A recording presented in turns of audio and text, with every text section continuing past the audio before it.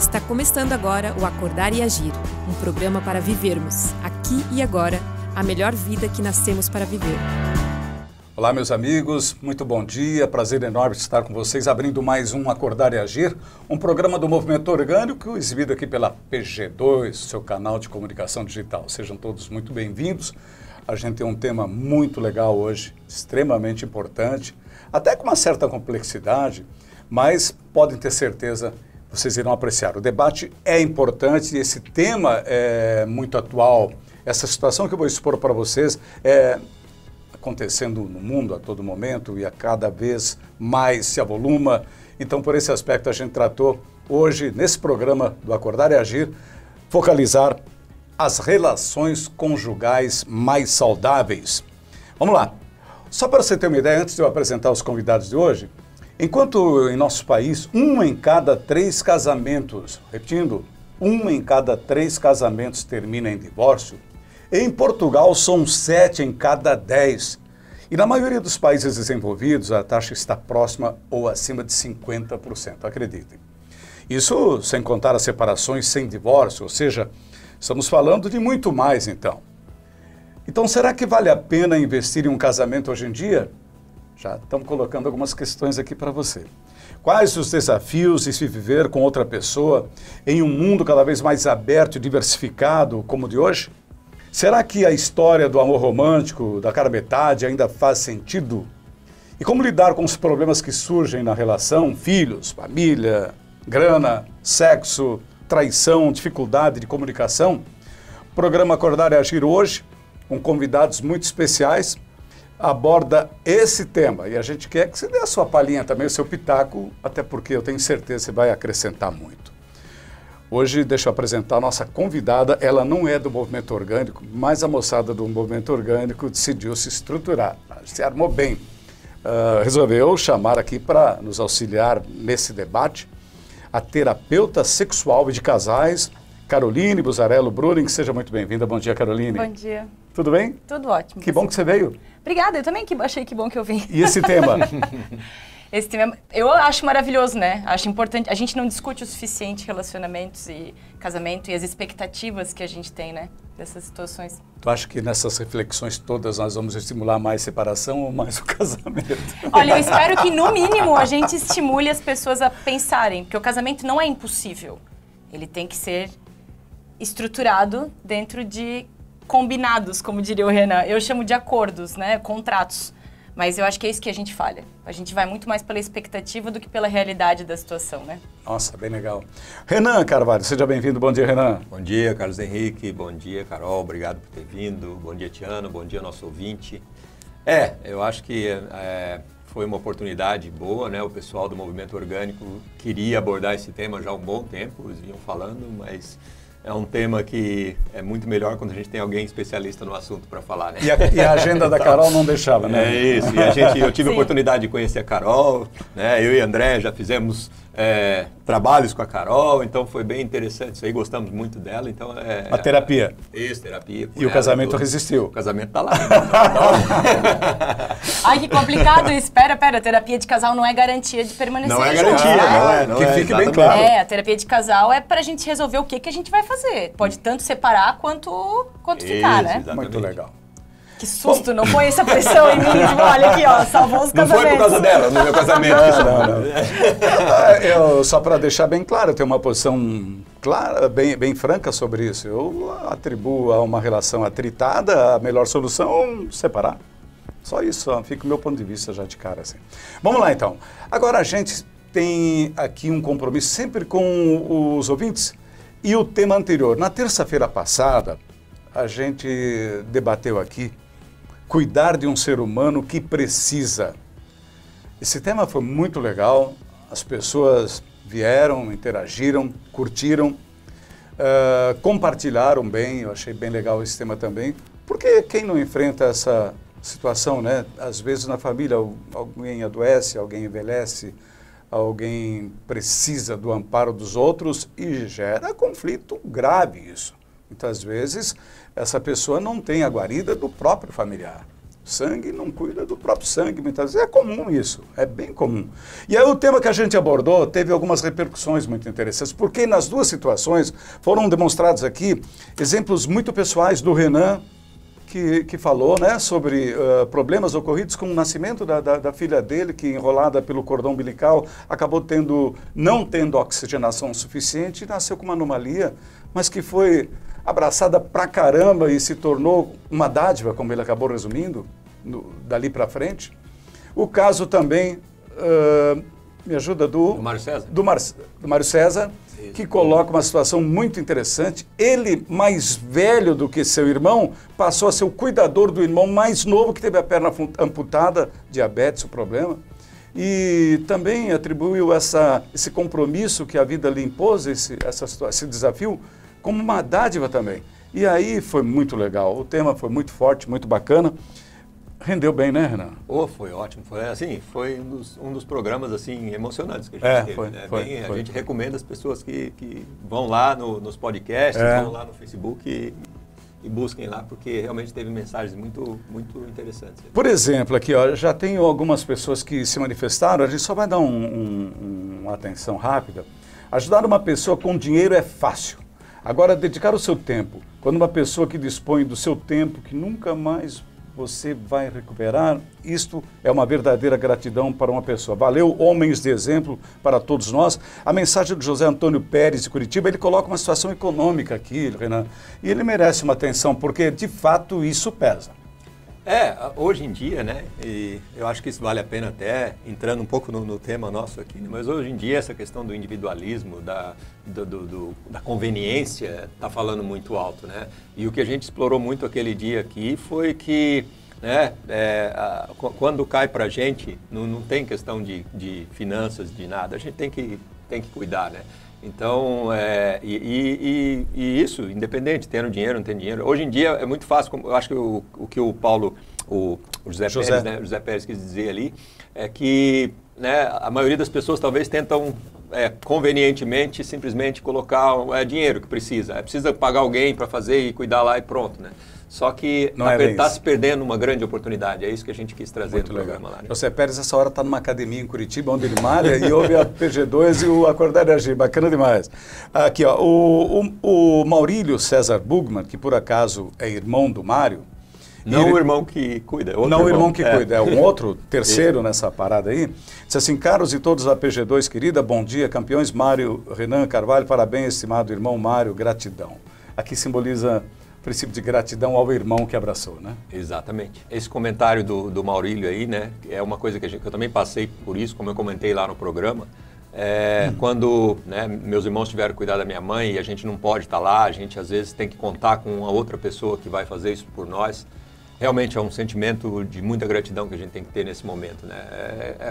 Caiu para o nosso irmão lá e ele está assumindo isso, então realmente é de uma grandeza muito grande quando a pessoa faz isso. A gente não respondeu a todos, mas eu fico mesmo assim muito grato a todos que interagiram aqui com a gente, né? E continuem mandando perguntas, a gente vai selecionando aqui e colocando também vocês em evidência. Momento Realidade. Tendências do mundo hoje, o que já está mudando ou precisa mudar.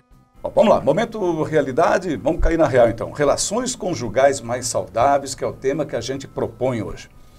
O Renan já falou aqui que é um tema que a gente estava querendo discutir há um certo tempo, né, Renan? Os números te levaram a isso? As estatísticas te assustaram, Renan? Não, quer dizer, eu acho que elas assustam as pessoas, mas no meu caso, que eu até queria trazer muito isso, é porque existe uma vontade muito grande, existiam pedidos, solicitações da gente abordar esse tema no Acordar e Agir, né? E eu acho que a oportunidade é agora da gente conhecer um pouco do como é que está sendo isso hoje, né, no mundo, na vida das pessoas, o que está acontecendo, né? Carol deve passar por muito disso, né, Carol? Então, traz para nós aí. Carol, nossa convidada, né, ela é terapeuta sexual e de casais, Caroline Buzarello Bruning. Carol, já ficamos amigos, Carol. Vamos lá então, Carol, vamos falar um pouquinho dessa situação. O que está pegando, hein? Olha, o que está pegando é que a gente tem mais acesso à informação, as mulheres têm mais acesso a coisas que antes elas não tinham, a gente fala mais abertamente, por exemplo, nos últimos anos de relacionamento tóxico, relacionamento abusivo, e a gente começou a ficar mais consciente do que são essas toxicidades e abusos, que se você pega uma novela nos anos 90, você fica chocado com o tanto de agressividade psicológica que tem nos casais. Mas a gente achava aquilo engraçado, o sai de baixo, por exemplo. É engraçadíssimo. 2020 a gente olha isso e pensa, não, como assim? A gente estava rindo do marido que mandava calar a boca, que ria dos erros. A gente evoluiu nesse aspecto e presta mais atenção nisso. Consequentemente, as nossas discussões em casa, as nossas interações em casa serão diferentes. Esse é um exemplo. A mídia sempre determinou muito como a gente se relaciona. A ideia de amor romântico que a gente tem são dos poetas que sofriam lá por alguém e ficavam... E a gente lê aquilo pensando, amor é isso, para sempre. Não é aquele momento de paixonite que o cara estava lá sofrendo e escreveu um poema. A gente entende que amor é aquilo. E a gente começou a construir em cima disso a ideia de relacionamento. Por falar em construção, essas estatísticas foram construídas pelo empoderamento da mulher, então? Tem um monte de fatores, Carlos. Tem a questão... A Europa é diferente nesse aspecto. Eles já têm uma cabeça um pouco diferenciada a respeito de relacionamentos. Eu não sei nem se esses casamentos que eles estão dizendo é o casamento que a gente imagina ritual, né, tal. Às vezes é o morar junto durante muito tempo, que é muito comum lá os casais cedo irem morar juntos e aí decidem se vão ficar ou não. Enfim, são várias questões. Acho que tem um empoderamento feminino, sim, mas tem, de novo, a questão de acesso à informação, a questão de que monogamia está sendo revisto com mais clareza, que infidelidade está sendo revisto, a questão da infidelidade, da traição está sendo revista. Acho que todos esses pontos. Dinheiro, certamente o dinheiro também é um componente muito importante. Essas questões devem estar permeando essa situação de separar. E também, eu diria, que é o excesso de expectativa. Que o casamento... quando a gente é pequeno e lê os contos de fadas, o que acontece? Bateu felizes para sempre, ninguém mais sabe o que é. Mas todo mundo quer. Né? Então a gente casa querendo felizes para sempre. Ótimo, vamos lá. Casou e agora? Ninguém sabe o que fazer. Aí começam a surgir os problemas, a rotina, as divergências de pensamento na criação dos filhos, nos cuidados da casa, no pagamento de contas, em ambição profissional. Tem um monte de coisa que você só vê com a convivência. Que para muitas pessoas só vem depois que você casou. E aí você começa, toda aquela ilusão vai desmoronando. Algumas pessoas entendem e saem fora. Boa parte não aceitam e insistem num casamento que não é bom. Você quer falar alguma coisa, Renan?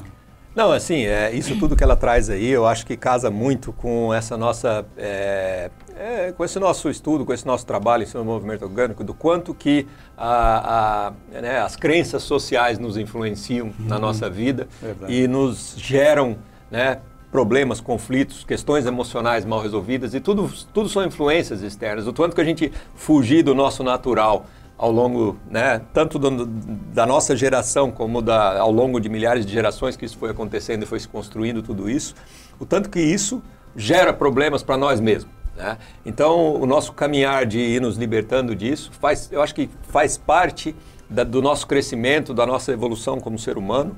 A gente está passando por esses problemas todos, e nas relações, fora delas, em tudo que a gente está passando, para a gente ir nos descobrindo. Né? Eu acho que esse é um caminhar, da gente se descobrir realmente. A questão da expectativa que a Carol coloca aqui, eu achei interessante, porque também no começo, na primeira intervenção dela, ela falou que é possível, no entanto, estabelecer uma relação boa, talvez até duradoura e feliz, a partir de acordos feitos, né? Ninguém está fazendo acordo antes, não vai direto para... É a história da expectativa. Quando a gente começa a namorar, pressupõe-se que a outra pessoa quer exclusividade. Eu não sei se ela quer. Né? Pressupõe-se que a pessoa vai querer casar. Quanto mais velha a gente fica, mais um parceiro é um parceiro em potencial para a vida. Não é só alguém que eu estou saindo. Né? Especialmente se eu ainda não casei. Muitas pessoas, depois que elas casam, elas têm uma visão completamente diferente de relacionamentos. Elas não pensam em casar de novo, elas já fizeram isso. Sim. Então elas querem um relacionamento tranquilo, cada um na sua casa e só ter a companhia. Individualidades preservadas. Só que engraçado, boa parte dessas pessoas precisaram primeiro passar pela desilusão do casamento para daí elas se tornarem realistas com o relacionamento. Vendeu-se durante muitos e muitos anos, aliás, nem tanto, faz uns 250 anos a ideia do amor romântico com o casamento. Porque antes não era isso. Antes eram construções políticas, era interessante para famílias, era interessante para propriedade. E amor, inclusive, atrapalhava no começo. E aí depois, no século XVII, a gente convencionou que tinha que ter amor junto. Um pouco antes do Renascimento, essa coisa foi se misturando. E aí a gente acha que casamento e amor andam juntos, mas não sei se andam. Isso é bem engraçado isso que ela trouxe aí, né? Que na verdade eu estava até lendo, tem uma psicóloga, uma autora aí que escreveu um livro bem legal sobre essa história do amor aí na humanidade. E essa história do amor romântico veio muito com um filósofo francês lá, que é o Rousseau, que ele meio que, né, combatendo até como era a montada a sociedade naquela época, porque existia essa separação completa, assim, né? Casamento era uma coisa, amor era outra e sexo era outra. Então, você não misturava essas três coisas, Sim. cada uma cuidava da sua função, né? Só que isso aí gerava muito o casamento em torno de poder, né, de concentração de poder das sociedades da época. Então o casamento sempre foi em cima de propriedade e poder. E aí com o Rousseau ele quis meio que quebrar esse paradigma da época e ele trouxe muitas histórias e muito pensamento que unia tudo isso numa coisa só. E a partir disso aí, que 250 anos atrás começou a mudar essa história e começou a surgir esse negócio de que é tudo junto e o amor romântico vem disso aí. Então é uma coisa muito recente. E mais recente ainda, Renan, mais recente ainda é essa ideia de que o casal é feliz o tempo inteiro, um completa a frase do outro. Isso faz, sei lá, vai década de 70, 60 para cima. Você está sepultando aí a história da cara metade. Não, é que isso aí é uma construção da mídia, se a gente for pensar. Quando veio à tona essa difusão em massa de informação, é que isso aí chegou nas pessoas, no final das contas, né? Se a gente for ver, né? Chegou massivamente. Por isso que é tão recente, né? Quando novela, televisão, novela de rádio, essas coisas começou a aparecer filme, essas coisas que vieram, que aí as pessoas tiveram acesso a, então é isso, esse sonho, essa coisa que foi trazida para a sociedade. Olha só, antes de inserir aqui as perguntas da nossa turma, o pessoal, quando viu o tema, realmente se sentiu estimulado, é de cada um, estão com uma contribuição fantástica, tem perguntas muito, muito boas aqui. Mas antes disso, eu ainda queria relembrar mais uma vez sobre essa estatística. No Brasil, 1 em cada 3 casamentos termina em divórcio. Portugal, são 7 em cada 10. Na maioria dos países envolvidos, a taxa está próxima ou acima de 50%. Esse número está com uma tendência de aumentar para fechar esse primeiro momento. De aumentar? Sim, a tendência a longo prazo, eu não sei se nós estaremos aqui para ver, mas é que o casamento acabe, né? Não vai mais existir a lógica do casamento. Olha quantos problemas deixarão de existir se o casamento acabar.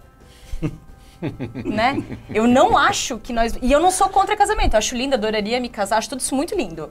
Mas é fato que para que o casamento funcione, a gente tem que tirar dele esse véu do conto de fadas. Daqui a 10 anos, Renan, se virem esse programa novamente, essa nossa risada aí, mostrava o quanto nós não estávamos preparados para ouvir isso. Eles vão olhar para nós e vão falar assim, ó, aqueles dois lá, ó, tá vendo? Bom, vamos lá. O tema é muito legal. Vamos para as perguntas, então? Olha só, tem contribuições dos nossos amigos. A Mariana está lá em Miami. Ela deve estar anos-luz na frente aqui da nossa realidade.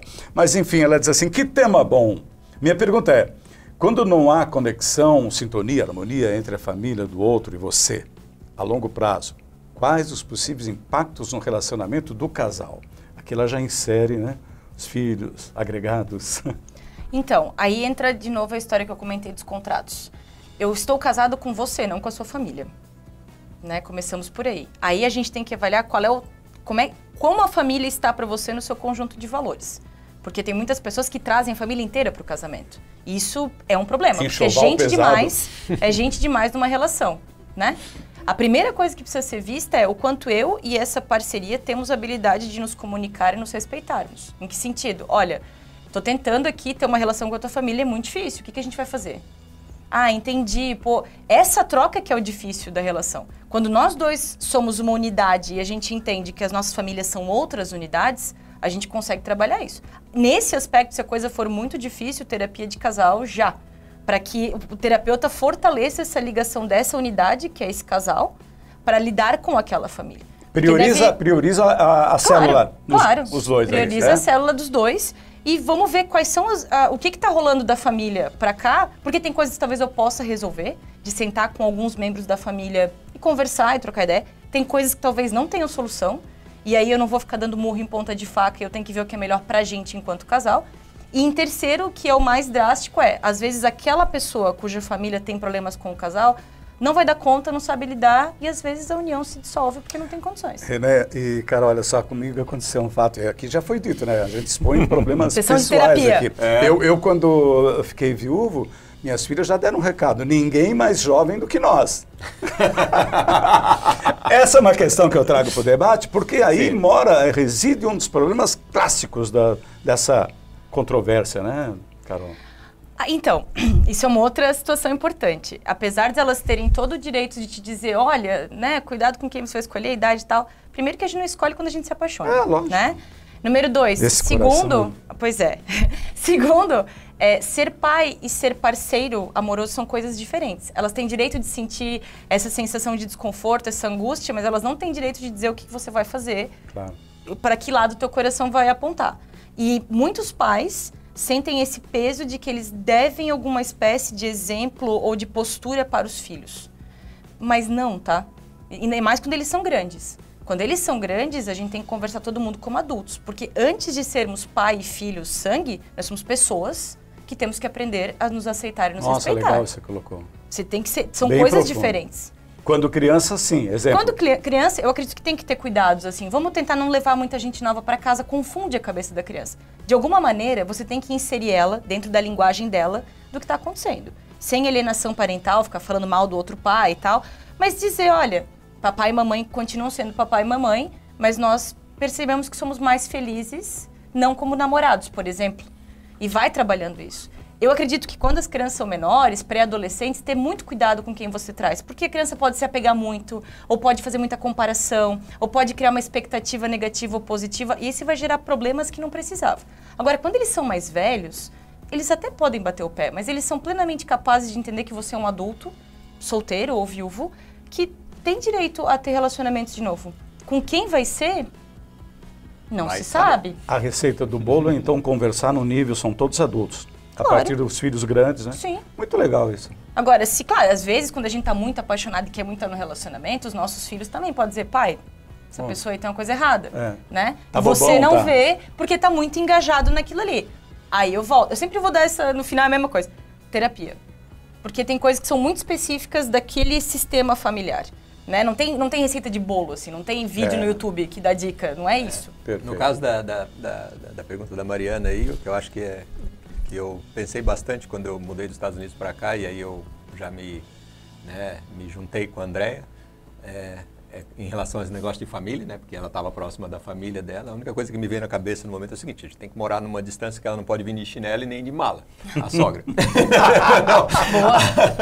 Aí o que acontece? Eu arrumei uma distância assim, segura e dá tudo certo, né? Estamos bem felizes. A distância não tem geográfica, problema. às vezes, é mais tranquila do que a distância verbal, né? Com certeza. É verdade. Então, acho que a gente respondeu a Mariana. Mariana, um abraço para ti aí. Espero que a Carol tenha colocado as coisas que você imaginava ouvir, né? Ou tenha te surpreendido. Vamos adiante. A Dani Andreoli coloca assim: Carol, vi seus vídeos e gostei muito. Era Que legal, que bom. puxação.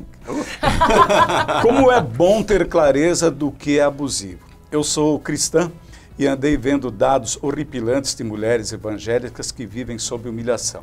Será que elas esqueceram que o marido delas, se não estiver vivendo sob a missão de amar, existe o divórcio, está tudo bem ela viver em paz e que existe vida após o divórcio? Quais seriam as dificuldades dessas mulheres se divorciarem? Sei que existem muitas dificuldades, mas pode trazer uma clareza para nós, para Dani. Dani, tem uma questão que talvez tu vai concordar comigo, especialmente nos núcleos neopentecostais, se respeita muito uma hierarquia, né? Da mulher, do pastor, quem são aquelas pessoas naquela congregação. E essa hierarquia condiciona a tua cabeça. A história das crenças limitantes Isso, que vocês exatamente. falam. Te condiciona a achar certas coisas, a esperar certas coisas e acreditar que você pode ou não certas coisas. Alguns núcleos evangélicos têm uma questão de submissão feminina muito forte. E junto com essa submissão, eu posso falar o que eu quiser, posso te colocar para baixo, posso te mandar fazer coisas, eu posso... E a mulher começa a acreditar nisso, é o tal do gaslighting, né? Eu vou me fazendo achar que eu sou uma coisa e eu começo a acreditar. Infelizmente, nesses núcleos isso é muito comum. Eu concordo com ela, Deus não é amor, por que sim, uma mensagem tão simples, né? Por que isso acontece? Porque são humanos coordenando isso daí, né? Deus tinha a melhor das intenções, mas pessoas nem sempre têm. Todo mundo tem direito a recomeçar, as igrejas estão revendo questões LGBT, questão de divórcio, isso é uma tendência que inevitavelmente vai ficar ok para todo mundo. Mas tem algumas religiões dentro dos evangélicos, algumas facções, que recriminam muito a separação, que até excomungam a pessoa da comunidade e tal. Aí como é que você vai ter coragem de separar? Você vai perder amigos, vai perder dinheiro, vai perder sua dignidade, vai perder reputação.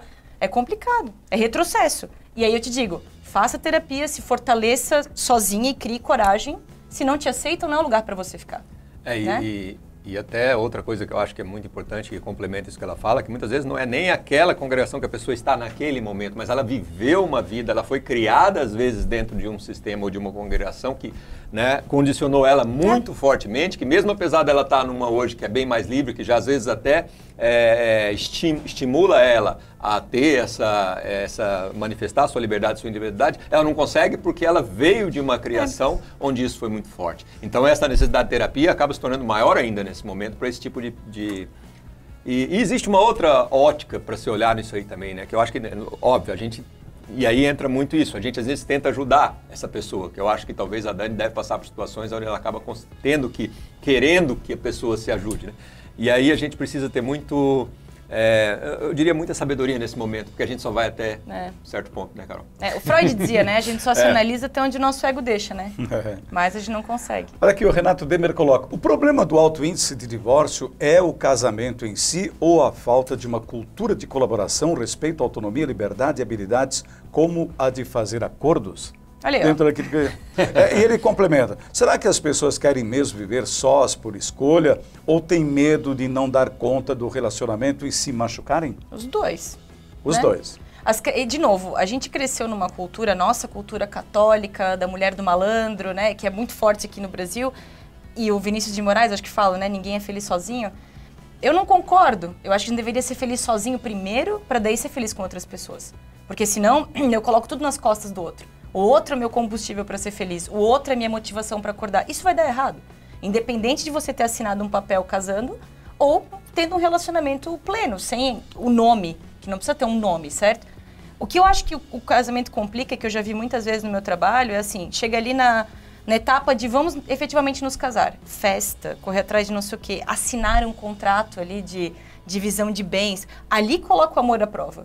E muitas pessoas, elas estão tão preocupadas com o ritual do casamento que elas têm um relacionamento horrível. Mas o que elas querem é aquele...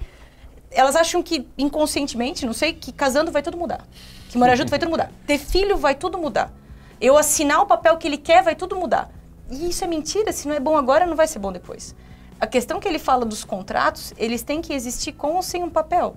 E o contrato é o quê? A habilidade que eu tenho de sentar com o outro e ser ouvido e ter as minhas necessidades atendidas e ou pelo menos discutidas, e capacidade, que é o mais difícil, de aceitar o outro como ele é e não como eu gostaria que ele fosse. Porque a maioria das pessoas neste momento está em relações pensando como a outra pessoa pode ser melhor.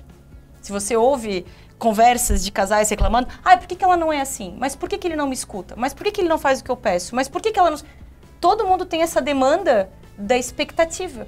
Como o outro poderia ser. Aceitar a pessoa como ela é um trabalho muito difícil. Nossa.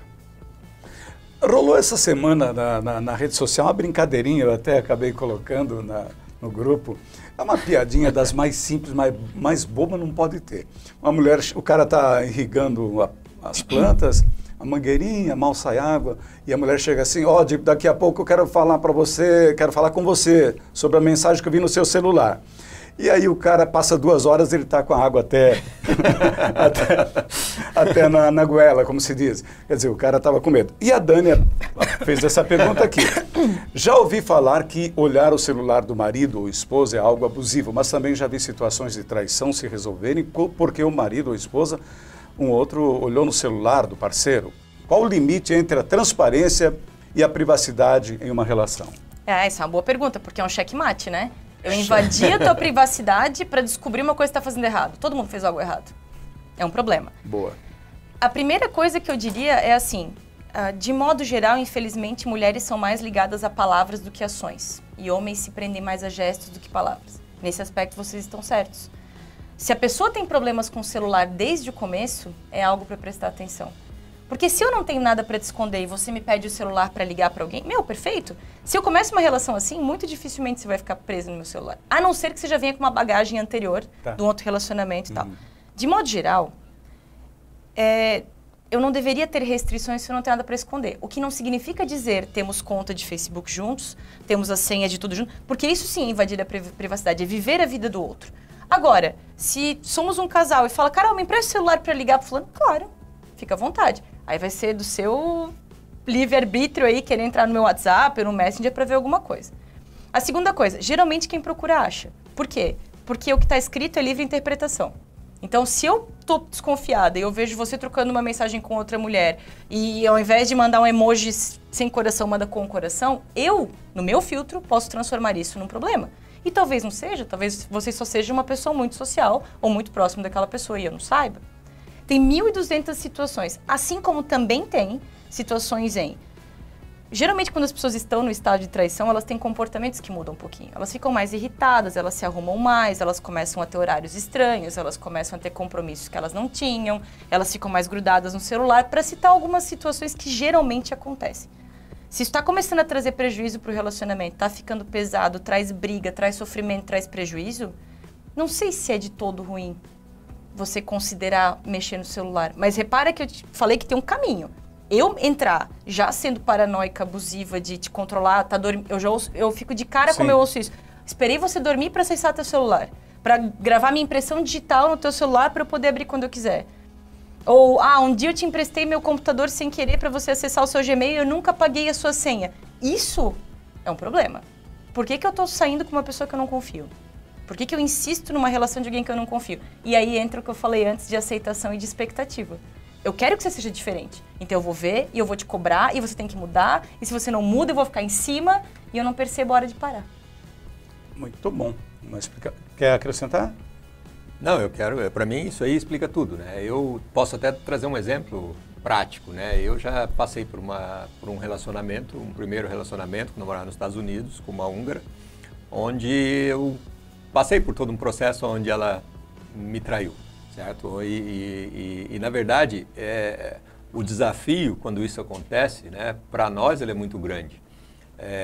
E por que ele é muito grande? Porque, no meu caso especificamente, né, a gente passa por várias etapas naquele momento, mas no meu caso especificamente foi chegar à conclusão de que o responsável era eu. Né? E isso aí me deu uma tranquilidade muito grande depois, né, em relação ao fato. E toda a vida, sempre, né, depois desse fato, qualquer situação como essa, a transparência ficou um negócio muito claro na minha vida, assim, porque tanto que antes disso eu até tinha algumas restrições, algumas coisas, mas depois que aconteceu isso, eu falei, para quê? Certo? A gente tem que ser o que a gente é, né? E uma das coisas que eu me apeguei muito naquele momento foi essa situação. Eu criei toda uma relação perfeita, que não existia, né? E a partir disso aí a pessoa se sentiu totalmente pressionada a atender uma expectativa que era minha, né? E isso aí foi gerando esse tipo de situação, ou seja, por isso que eu entendi que era uma projeção minha. Então a gente entender até que ponto, eu acho que esse que é o desafio, até que ponto, né, a traição de uma pessoa é uma projeção nossa, a gente está tentando criar, a gente está tentando pegar, e aí eu entendo isso, quando a Carol fala assim, que se você procurar, você acha. Por quê? Porque o próprio julgamento da pessoa vai criar situações. Né? E vai criar muitas situações. Você já vai com aquela ideia do que você quer achar. Qualquer situação é um motivo ou é um pretexto para isso. Então, e eu entendo. Entendeu? Mas para mim já era o contrário. Eu namorava uma pessoa que me deu 1000 razões para eu desconfiar, mas eu pensava, não vou fazer isso.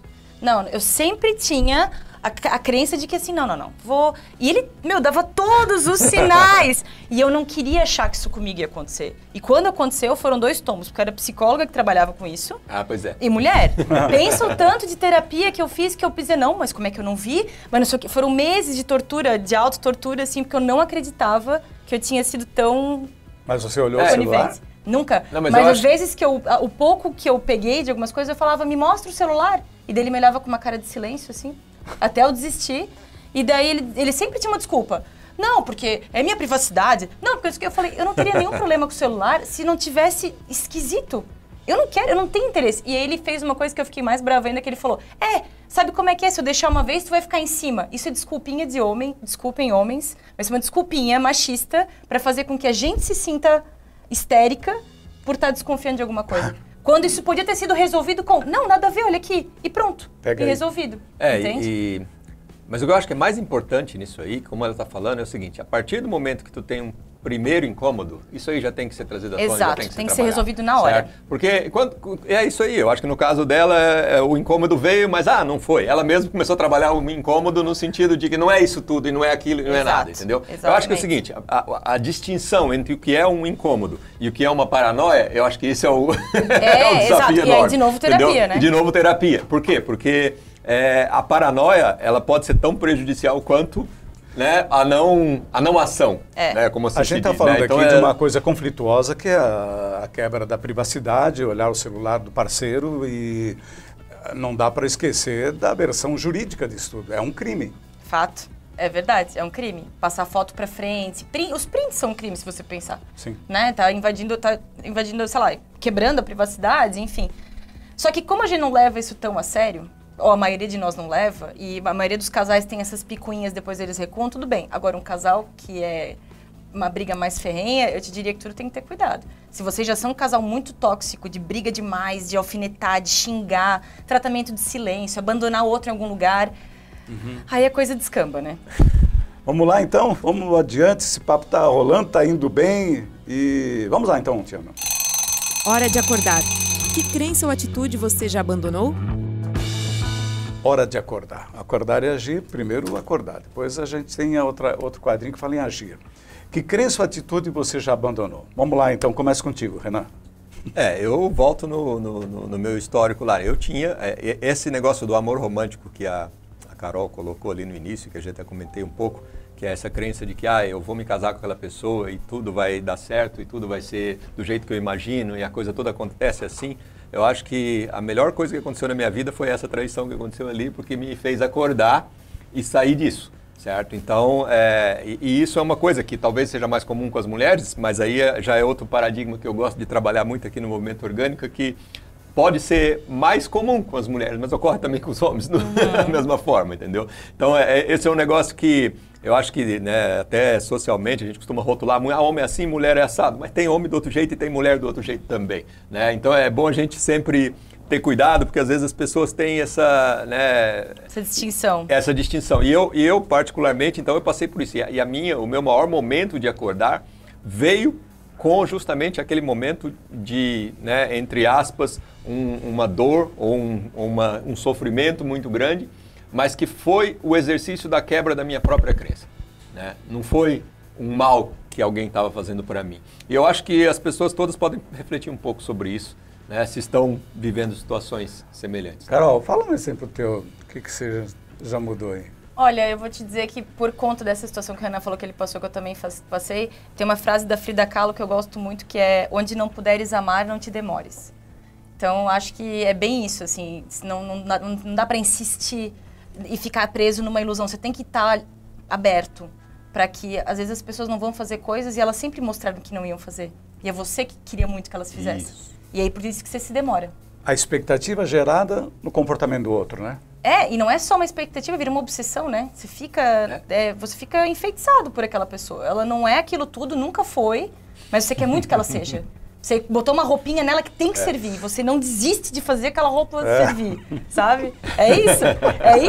E é nessa intensidade. Você não consegue desistir da roupa. É bem isso mesmo. E aí você precisa levar um tombo para parar de fazer isso. Não, mas eu tenho uma pergunta para a Carol antes de ir adiante. Então tá, vamos lá. Já que a gente falou desse negócio do limite ali entre a privacidade e a transparência, né? Tem um outro limite que eu acho que é muito importante, que é mais difícil um pouco, eu acho, do que esse. Que é o limite entre o individualismo e a individualidade. Certo? Eu acho que essas duas coisas, assim, uma é extremamente necessária, a outra pode ser extremamente prejudicial. E como é que enxerga isso aí? A primeira coisa que um relacionamento deve ter, eu, tu e nós. Essa é a primeira coisa. Certo. De modo geral, a gente cai muito numa vala engraçada que é: eu me apaixono por você pelas características que você me mostrou enquanto solteiro. Claro. Mas daí começamos a namorar, eu começo a te podar. Né? Tem coisas que você fazia antes que você não pode mais. Tem roupas que você vestia antes que... pegar uma caroninha aí? Eu sempre sustento uma tese, não perde o teu raciocínio, eu sustento uma tese que, quando, por exemplo, há um flerte entre um casal, preserve esse momento ali que é o melhor de toda a relação. O problema do flerte é que, assim, no começo, quando a gente está apaixonado, ele vem sozinho. Com o tempo, você tem que fabricar. Você tem que estar conscientemente flertando. Exato. Antes, quando você está apaixonado, aquilo vem, sem querer, ocitocina, né? Fazendo tudo sozinha. Quando passou essa fase do amor, aí você tem que te esforçar para manter o flerte. Claro. Né? Mas, enfim, voltando naquela situação ali você poda a pessoa porque você já começa a querer moldar ela pela sua expectativa de relacionamento. Claro. Esta pessoa que está sendo podada, ela tem que estar consciente para dizer: não, isso aqui eu te amo, mas eu não vou abrir mão disso aqui. Eu te amo, mas eu não concordo. E assim você vai construindo os acordos. Que ambos espera-se, idealiza-se que ambos estejam abertos para os acordos. E aí entra um outro problema. Nem todo mundo tá. Nem todo mundo quer discutir, por N razões. Né? Desde ser um sociopata até ser uma pessoa muito machista, tanto mulher quanto homem podem ser machistas, né? E não abrem mão de coisas. E aí eu vou perdendo a minha individualidade, né? Sim. E aí eu acabo virando um simbionte daquele relacionamento, e aí quando o relacionamento acaba, essa pessoa fica sem chão. Porque aquele parceiro não era só o amante, era o melhor amigo, era o lazer, era tudo. E aí você entra em pânico total porque não tem mais nada. E então a gente tem que trabalhar. Só que, de novo, é uma coisa da nossa cultura. Claro. A nossa cultura tem muitos que casou, parece que a gente tem que abrir mão do resto. É muito estranho. Não digo todos, né? Mas de modo geral, isso acontece muito. Eu acho que isso aí tem tudo a ver com essas crenças de amor romântico e todas essas coisas que surgem, né? Porque isso aí faz com que as pessoas depositem todo a individualidade dela naquela relação. Então, aproveitando, então não se perpetua uma relação, uma união, em meio a essa paixonite? É melhor dar um tempo? Não, aproveita a paixonite. Paixonite é ótimo. Tem a paixonite, vai ser muito legal. E na paixonite muitas pessoas estão super disponíveis a abrir mão de tudo e ficar só nós dois um tempo. O que é normal também. A paixão é em cima no começo. Mas a gente tem que estar consciente que relacionamento é mais uma coisa que você tem na sua vida. Não é a coisa da sua vida. Né? Eu trabalho, eu tenho minhas pretensões profissionais, eu tenho não sei o quê. Eu namoro, eu quero comprar... Mas a gente cai na ideia de que... Não, agora eu tenho um relacionamento. E ele vai determinar as minhas próximas ações e decisões. E isso é um problema. Mas eu acho que o difícil aí é isso, né? Uma coisa é você abrir mão da tua individualidade, que é isso aí. Eu entrei aqui, eu deixo de ser eu. Tá. Eu sou aquilo que o que precisa ser e tal. Só que, por outro lado, existe o individualismo, que eu acho que também ele é prejudicial no seguinte sentido, né? A pessoa não conseguir enxergar o que ela precisa fazer para o outro. Sim. Certo? E aí acaba sendo um desafio grande também, porque Muito. a pessoa está presa no que ela é para ela, é ou não é? E aí entra de novo, e talvez é uma das perguntas que está no tema de abertura ali, né? Como a gente conseguir construir uma relação nesses dias de hoje? Eu acho que se a gente não tiver disposto, ou se a gente não souber conversar, né? Ou ter uma conversa para chegar no acordo, no contrato, no combinado, que é o que a gente fala aqui. Se a gente não tiver essa disponibilidade dentro de nós, eu acho que é muito difícil. Eu acho que eu não sei. Eu te diria assim, ó, eu brinco com os meus pacientes e falo, ó, toda vez que a gente começa um relacionamento, é como se o professor começasse te dando 10 com estrelinha. Tu tem que manter o 10. O relacionamento é isso, é manter o 10, né? E para manter o 10, você tem que trabalhar. E quanto mais a paixão vai passando, mais é um serviço braçal. É prestar atenção, quanto mais intimidade a gente tem, mais grosseiro a gente é com outra pessoa. Ou mais displicente a gente é. Nossa. Eu sou mais legal com vocês do que eu sou com a minha mãe, por exemplo. Porque Claro. aqui ainda tem muitas barreiras. Eu já ouvi isso, até meus filhos ser mais legal com o cara com os outros do que com... Exatamente. O relacionamento, isso invariavelmente vai acontecer porque é um grau de intimidade muito alto. Muito então, legal. você precisa prestar atenção nisso. Porque isso vai fazer falta lá na frente. Vamos agir. Do discurso à prática, o que você pode fazer agora para melhorar a sua vida? O que se pode fazer agora para melhorar a vida, de uma forma geral? Quero trazer aqui nesse contexto aqui. Eu tenho uma amiga, minha prof do Pilates, que ela está trabalhando há algum tempo a ideia assim... Ela é uma careta? Absolutamente não. Mas ela trabalhou e trabalha ainda todo um tempo sobre a construção de um casamento. Nos antigos padrões mesmo, aquele tudo que cabe da cerimônia religiosa, a tratar tudo com um carinho muito especial, a construção de lugar para já morar, aquela coisa toda. Isso a gente está vendo acontecer cada vez menos. Cada vez menos está vendo acontecer isso. Que tipo de olhar é esse? Como é que você vê esse tipo de construção? Lá atrás, há um ano, já construindo tudo isso. Então, é a história de nós mulheres, desde pequenas, sermos educadas para focar a nossa vida para o outro, né? A brincadeira é sempre de escolinha, de casinha, é sempre eu dando algo, né? Uhum. E os meninos já têm brincadeiras mais de autossuficiência, de aprender a montar e desmontar, de não sei o quê. A primeira coisa é que engraçado que pessoas tão diferentes têm que dar tão bem juntas assim que elas decidirem ficar juntas, né? Parar pra pensar não faz sentido. Sim, sim. A segunda coisa, e talvez eu vá ofender pessoas aqui, o casamento é uma grande festa fantasia. Né? A gente não anda de longo o dia inteiro, é um momento, um ritual, blá blá, que celebra uma série de coisas, mas que muitas pessoas ainda vão atrás por causa do conto de fadas. É o entrar de branco, é todo mundo me esperar. Para guardar no álbum e agora no Instagram. E ter um DVD lá da preparação do dia antes e tal, não sei o quê, porque a gente gosta do ritual. Eu não tô dizendo que eu acho feio. De novo, eu adoraria passar por esse ritual, eu acho lindo. Mas tem muitas pessoas que são motivadas muito mais pelo ritual do que o longo prazo, que é a parceria com aquela pessoa, que é construir uma relação com aquela pessoa, e não uma casa, não uma festa, não uma... eu espero que ela, quando sonhe com essas coisas, ela tenha um parceiro que sonhe junto, porque não tem nada pior do que ver uma mulher planejando sozinha um casamento, dá muita pena. O cara só tem que dizer o nome certo quando ele chegar lá, né? E que eles entendam que isso é só o ritual de uma passagem, não é a festa. Porque o que eu vejo muita gente na minha faixa etária casando e separando. Mas tem um paradoxo aí, você deu a deixa, que é exatamente, você falou que gostaria de fazer isso, ter o cerimonial. A maioria das mulheres queria ter o cerimonial do casamento. Por que sustenta esse... Por causa do conto de fadas. Conto de fadas, de ter aquele dia só pra você, um vestido longo, as pessoas dançar a valsa. Porque se você for ver os filmes da Disney, quase todos têm um casamento, num castelo, você de longo, a valsa. As novelas reforçam isso, os livros reforçam isso. Então, é meio que a gente acha que é natural a mulher esperar isso, mas não é. É da educação que vem lá de baixo de você querer essas coisas. Mas o ideal seria que ambos quisessem essas coisas, ambos entendessem que a festa é para celebrar o amor com outras pessoas e que só seja uma passagem. Mas muitas pessoas não veem assim. Elas veem como é o objetivo deste momento da nossa vida junto ter um casamento. E a relação não é boa. Mas elas acham que tem que ter o casamento mesmo assim, porque a gente já namora há tanto tempo, porque a gente já tem 30 e poucos anos, porque eu não quero começar de novo, eu estou cansado de não dar certo, eu ouço muito isso. E eu falo, mas o que é dar certo? E ninguém sabe me responder.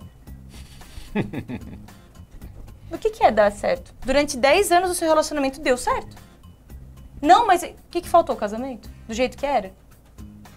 E aí fica aquele silêncio constrangedor, porque eu gosto de ficar reclamando, mas eu não sei do que. Esse silêncio que também se instalou aqui por um milésimo de segundo. Exato. Não, mas isso que você coloca, né, do casamento e da coisa toda, né? Eu, né, particularmente, depois do primeiro casamento, isso aí para mim perdeu totalmente o valor, né? Mas não falei? Exatamente. Depois do primeiro casamento, tudo foi por... Aí, quando eu cheguei aqui em Blumenau, né, aí eu e minha esposa, a gente já foi morar juntos, né, e a partir desse momento, é lógico, a gente começa a ver o tanto que isso é importante para a mulher, né, o tanto que isso... E aí, obviamente, para atendê-la e para fazer com que tudo acontecesse, e também para ter um momento, tal, uma coisa legal, a gente passou por isso. Mas eu diria que a gente, pelo fato de ter passado por isso durante o percurso, já fica bem diferente a coisa, certo? Eu acho que tem pessoas que hoje estão decidindo casar depois de estar 10 anos junto, pois depois de estar cara, não sei o que lá, esse tipo acontece. Você ouve muito disso? Acha que a receita é a gente começar e depois... Aí é muito mais a questão do ritual mesmo, como ela está falando, não? Porque o casamento já existe. Se você for pensar, morar junto, dividir contas, o casamento já existe. Né? O que você quer é o ritual. A questão da propriedade já está definida, é a festa. né? Exato. O que não é um problema, acho legal. Mas eu já vi casais que ficaram 10 anos juntos, casaram e separaram em bens. E já vi casais que ficaram 3 meses juntos e estão casados há 15 anos. Então esse tempo de passar junto também é muito relativo. É verdade. Fechamos? Isso aí. Essa foi a nossa discussão de hoje. Olha... E é longe, a gente preparou 45, já está estourando 50. Mas as relações conjugais mais saudáveis foi o tema de hoje aqui do Acordar e Agir, com a terapeuta sexual e de casais, a Caroline Buzzarello Bruning. Gratidão. Imagina, obrigada. Volta mais vezes aqui, se comunica muito bem. Obrigada. É legal isso, né? Renan, brigadão também. Obrigado, Carol. Queremos convidar já quando quiser, está disponível aqui. Já que ela quando eu quiser ou quando vocês me convidarem. Não, já falou que gosta de rádio. Então, né? tá. Então pode me chamar, eu adoraria vir. E foi ótimo, gente. Valeu. Foi muito bom. Até terça-feira que vem, quando a página 2 vai exibir mais um programa do Movimento Orgânico, Acordar e Agir. Pessoal, uma boa semana a todos e até lá. Este foi o programa Acordar e Agir. Muito obrigada e até a próxima terça-feira.